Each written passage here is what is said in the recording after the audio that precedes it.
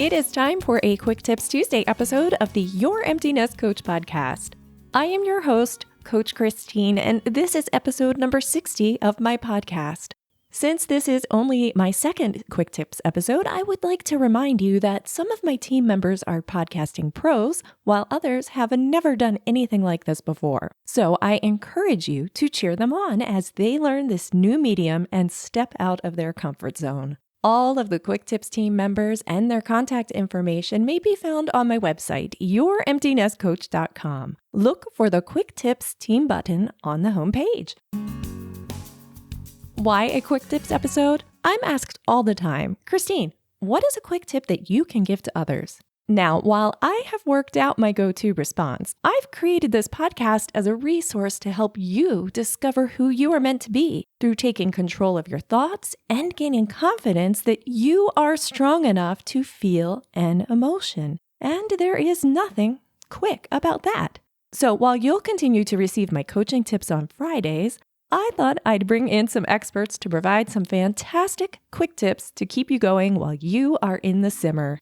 This is my gift to you, and I hope you enjoy the combo, my empty nest friend. Thanks. Thank you. It's time to thank our sponsor. This Quick Tips episode is sponsored by my community, the Green Popsicle Sticks. Ready to find the GPS of your life? Then sign up for my Thursday Thoughts About email, where you will gain immediate access to the GPS Life Principles document and will receive a link to join our community. And it's all free. See the link in this episode's show notes or head to my website, youremptynestcoach.com, and click the Thursday Thoughts About button to get started. See you there.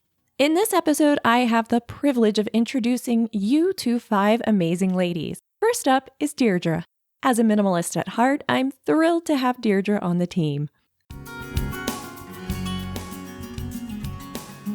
Hi, I'm Deirdre from Declutter by Deirdre, a senior move management company.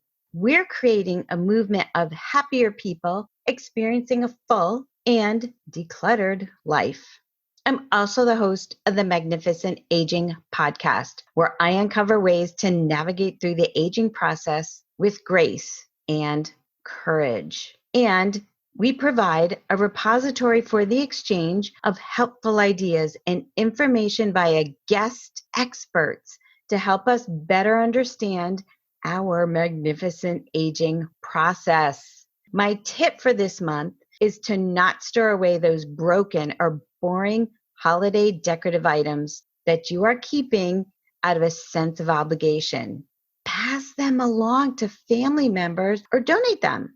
Save yourself from next year's frustration and guilt by getting rid of those items this year. Thanks for listening. I appreciate you. Thanks, Deirdre. My wonderful listener, isn't she perfect for any aspiring minimalist? Next up, we have Jenn Musselman, who, yes, you heard in our last episode. She was kind enough to send us 2 tips this month. Hi, this is Jenn again, your closet/wardrobe coach. Truth be told, I don't care that much about fashion.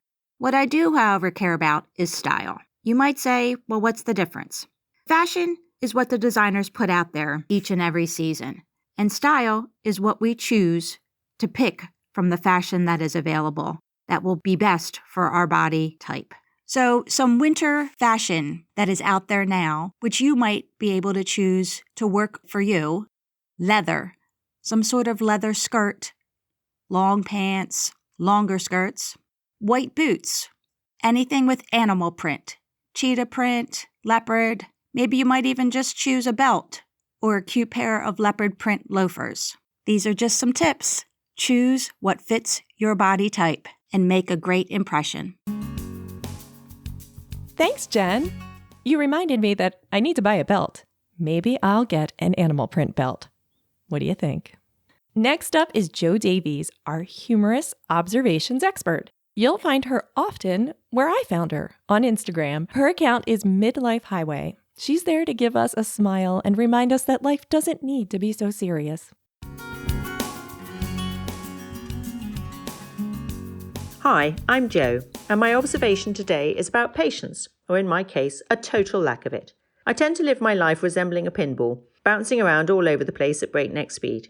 So I find it deeply frustrating when I'm out and about and people are ambling along window shopping and then just stop in the middle of the pavement. I mean, what's that all about? Or people who drive at 5 miles an hour in the middle of the road looking for a car parking space. This happened to me the other day while I was in my new car, which I hadn't fully got used to, so I gave them a sharp blast on my windscreen wipers. Why do people stand in a queue at Starbucks and wait until they get to the front of the queue before they finally decide whether they want a cinnamon latte with gingerbread frosting or a Bailey's Frappuccino with extra cream? Okay, so that doesn't actually exist, but it definitely should. While I'm on the subject of Starbucks, why do they have 3 people taking orders and only 1 person making the coffee? My mother always said that your patience isn't tested, you are given opportunities to learn patience. Well, I've had plenty, and it doesn't seem to be working. But never mind, just one of life's challenges.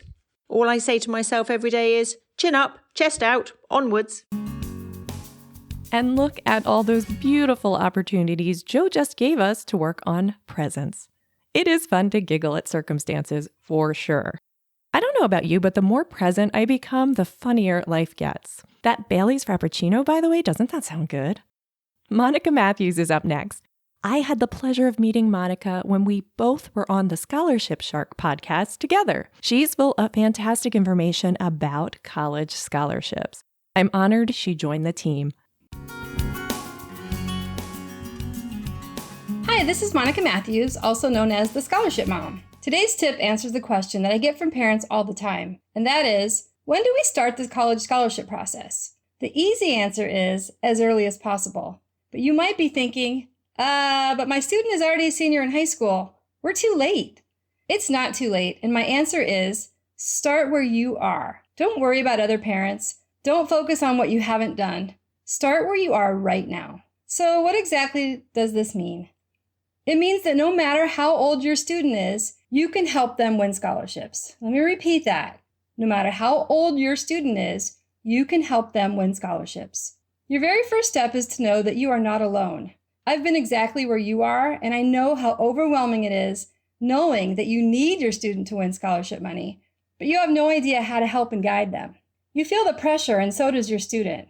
Okay, so how do you help them?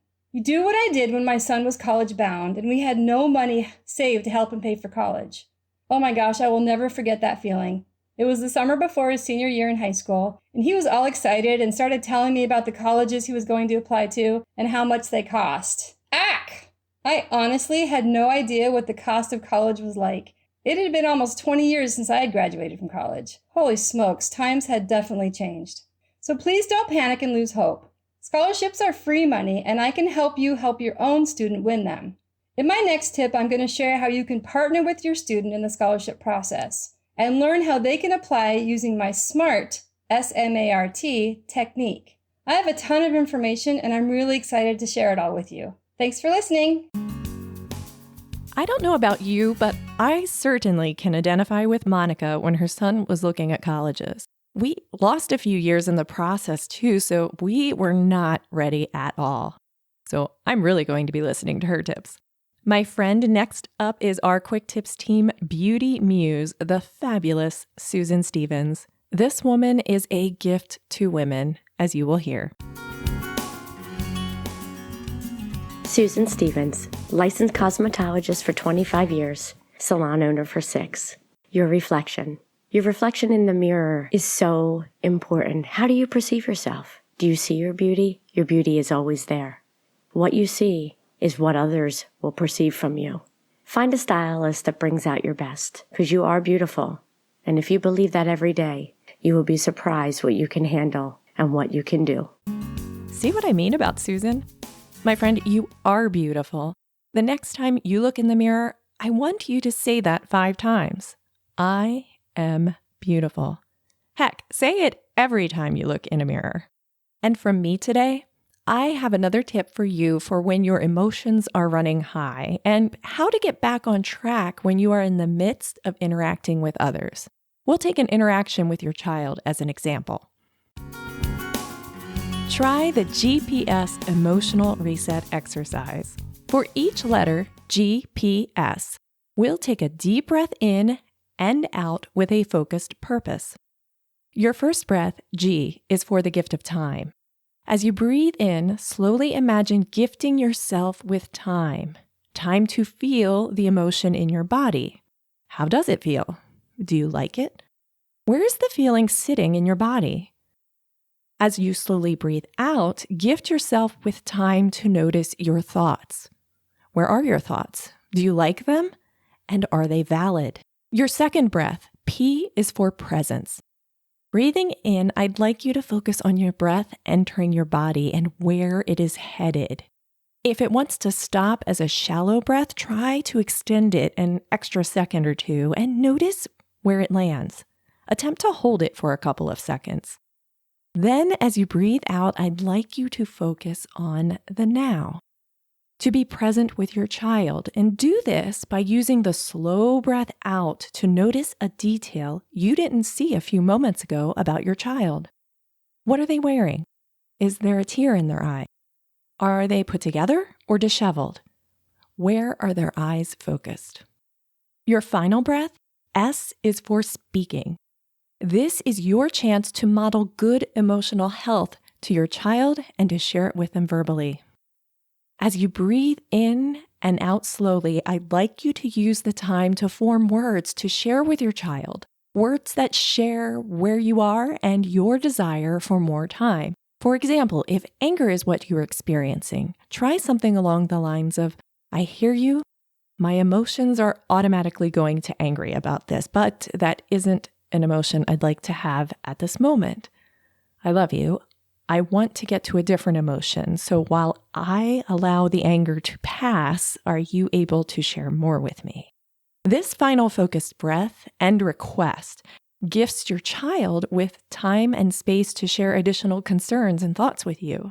You may also find that they take ownership of it so much more than if you would have just jumped in with your first emotional response and the words that came out automatically. And at this point, your job is to listen and notice your thoughts. The most important thing you can do right now is to listen with love. Listen with love.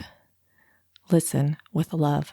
Repeat this GPS emotional reset exercise as much as needed and use what works for you.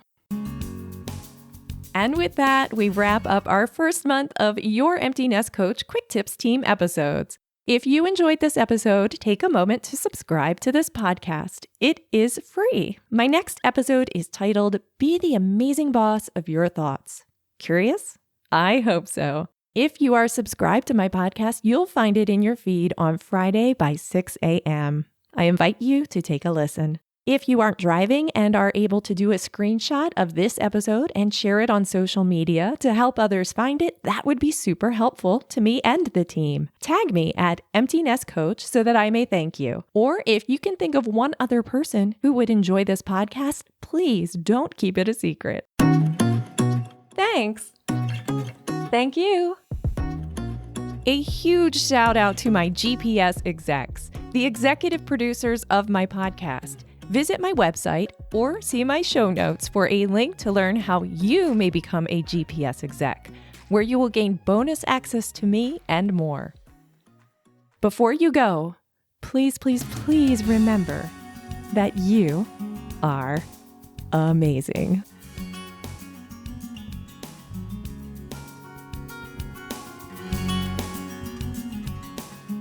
Waiting for the truck to pass.